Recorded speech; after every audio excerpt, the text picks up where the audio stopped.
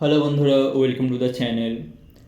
এই ভিডিওটা এই চ্যানেলের প্রথম ভিডিও হবে, তো আপনাদের কাছে আপনাদের ভালোবাসা এবং আশীর্বাদ কাম্য থাকবে। যদি স্টোরিটি শুনে আপনাদের ভালো লাগে দেন একটা সাবস্ক্রাইব এবং একটা লাইক আশাই করা যায়। এনিওয়েজ, আমি আপনাদের কাছে সময় নষ্ট করবো না, আমি গল্পটা স্টার্ট করছি। গল্পের নাম বধূকক্ষের ছায়া। মীরা তার নতুন বাড়ির আঙ্গিনায় দাঁড়িয়েছিল। বাতাসে গাঁদা ফুল এবং ধূপের সুগন্ধ মিশে আছে। মাত্র এক সপ্তাহ আগে তার বিয়ে হয়েছে এবং বাবা মায়ের সাধারণ বাড়ি থেকে তার স্বামীর মধ্যবিত্ত পরিবারে আসাটা তার জন্য বেশ কঠিন হয়ে উঠেছিল। তার স্বামী রোহন ছিল দয়ালু, কিন্তু কিছুটা দূরত্ব বজায় রাখতেন তার থেকে। প্রায় স্কুল শিক্ষক হিসেবে তার কাজে মগ্ন থাকতেন তিনি। তার শাশুড়ি মিসেস শর্মা ছিলেন কঠোর স্বভাবের একজন মহিলা, যিনি কঠোর ঐতিহ্য এবং রীতিনীতি মানতেন। বাড়িটি নিজেই ছিল পুরান, মেঝেটা চিঁড় ধরা ছিল এবং দেয়ালে যেন গুঞ্জন ভরা রহস্য। মীরা প্রায় অনুভব করত একটা শীতল স্রোত তার মেরুদণ্ড বেয়ে নামছে, কিন্তু সে এটাকে তার কল্পনা বলেই উড়িয়ে দিত। সব কিছু নতুন ছিল এবং এখানে মানিয়ে নিতে তো সময় লাগবেই। কিন্তু দিন যত যেতে থাকলো, মীরা অদ্ভুত কিছু ঘটনা লক্ষ্য করতে শুরু করলো। পূজা ঘরে প্রদীপ বাতাস না থাকলেও নিভে যেত। বাথরুমের আয়না খোলা হয়ে যেত, যেন কেউ তার ওপর নিঃশ্বাস ফেলছে, যদিও সে একা ছিল। তারপর ছিল ফিসফিস শব্দ, নরম অস্পষ্ট গুঞ্জন, যা যেন দেয়াল থেকেই আসত। এক রাতে মীরা রোহনের পাশে শুয়ে আছে।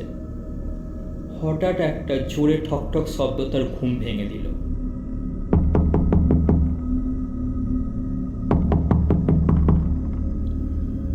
সে উঠে বসল এবং তার হৃদয় দ্রুত স্পন্দিত হচ্ছিল। তখন ঘরের চারপাশে সে তাকালো।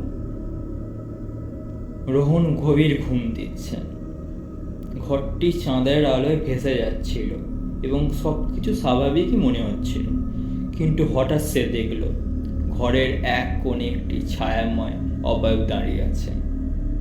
তার আকৃতি ধোঁয়ার মতন পরিবর্তনশীল। মীরার গলা শুকিয়ে যাচ্ছিল। সে চিৎকার করতে চাইছিল, কিন্তু কোনো শব্দ বের হলো না তার মুখ থেকে। অবয়বটি তার কাছে এলো এবং সে দেখতে পেল যে এটি একটি মহিলা। তার মুখ ফ্যাকাশে এবং ক্লান্ত, চোখ কালো এবং দুঃখে ভরা। সে একটি জীর্ণ বধূর শাড়ি পরেছিল। এক সময়ের উজ্জ্বল লাল এখন মলিন হয়ে গেল। ভেতরে মহিলাটি তার একটি কঙ্কাল সদৃশ্য হাত বাড়িয়ে দিচ্ছিল তার দিকে। মীরা বরফের মতন ঠান্ডা অনুভব করলো। সে চোখ বন্ধ করলো এবং এটা একটি দুঃস্বপ্ন হোক এই প্রার্থনা করতে শুরু করলো তার মনে।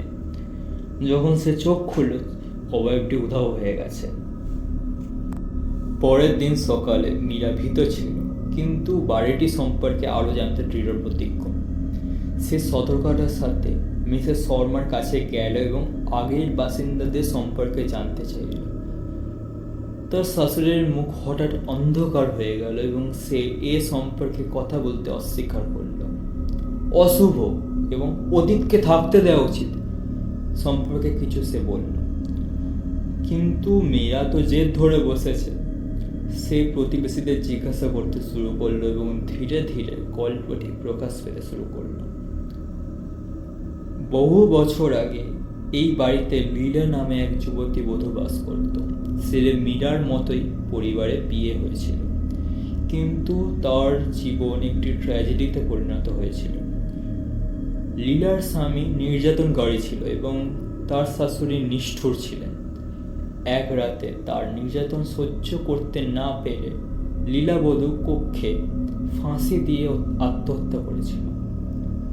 তারপর থেকে বাড়িটি অদ্ভুত ঘটনায় ভরপুর ছিল। যে কোনো বধূ যারা সেখানে এসেছে তারা লীলার ভূত দেখেছে এবং কেউ কেউ ভয়ে পালিয়েছে। পরিবারটি গল্পটি গোপন রাখার চেষ্টা করেছিল, কিন্তু গুঞ্জন কখনোই থামেনি। মীরা জানতো যে তাকেই কিছু করতে হবে। সে ভয়ে থাকতে পারতো না এবং নতুন বাড়ি সে ছেড়েও যেতে পারবে না। সে একজন স্থানীয় পুরোহিতের কাছে গেল, একজন বয়স্ক মানুষ যার কোমল মুখ এবং সুপারন্যাচারাল সম্পর্কে গভীর জ্ঞান। তিনি তার গল্প শুনলেন এবং গভীরভাবে মাথা নাড়লেন। আত্মা আটকে আছে, তিনি বললেন। তার ব্যথা এবং রাগের কারণে সে এগোতে পারছে না। তাকে শান্তি দেওয়ার জন্য তোমাকে একটি রীতি পালন করতে হবে।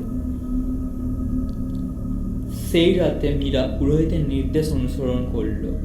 সে ধূপ জ্বালালো এবং বধূকক্ষে ফুল এবং মিষ্টির নৈবেদ্য রাখল। সে তার সেখানে প্রার্থনা জপতে লাগল। তার কণ্ঠ কাঁপছিল কিন্তু দৃঢ়।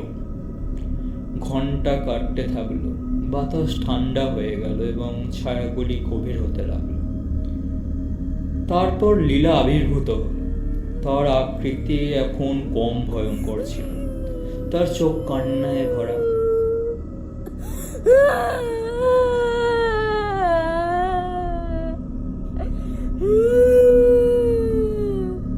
মীরা তার সাথে জেন্টলি কথা বলল, তাকে বলল যে সে তার ব্যথা বুঝতে পেরেছে এবং তাকে সে এখন শান্তি দিতেছে।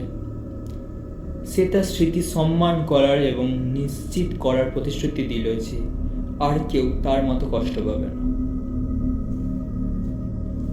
মীরা যখন রীতি শেষ করল, একটি উষ্ণ বাতাস ঘরের মধ্য দিয়ে বয়ে গেল। ঠান্ডা দূর করে দিল সেই বাতাস। লীলার ভুতুড়ে চিত্তটি স্প্লান হতে শুরু করলো এবং তার অভিব্যক্তি ছিল স্বস্তি এবং কৃতজ্ঞতায় ভরা। দেয়ালের গুঞ্জন থেমে গেল এবং বাড়িটি হালকা মনে হলো, যেন একটি বড় বোঝা সরিয়ে ফেলা হয়েছে। সেদিন থেকে মীরা আর ঠান্ডা বা গুঞ্জন অনুভব করত না। সে লীলাকে শান্তি এনে দিয়েছিল এবং তা করতে গিয়ে পরিবারে তার নিজের স্থান পেয়েছিল। মিসেস শর্মা যদিও এখনো কঠোর কিন্তু নরম মনে হলেন এবং রোহন আরও যত্নশীল হয়ে উঠেছিলেন। তিনি যেন একটি অদৃশ্য বোঝা থেকে মুক্তি পেয়েছেন। বাড়িটি একসময় ভয়ে ভরা এখন একটি সাধারণ ঘরে পরিণত হয়েছে এবং যদিও মীরা কখনোই বধূকক্ষের ছায়া ভোলেনি, সে জানত যে এটি তার মধ্যে পাওয়া শক্তির একটি স্মরণিকা। আপনাদের যদি গল্পটা ভালো লাগে, একটা লাইক করবেন এবং সাবস্ক্রাইব করে দেবেন। Thank you.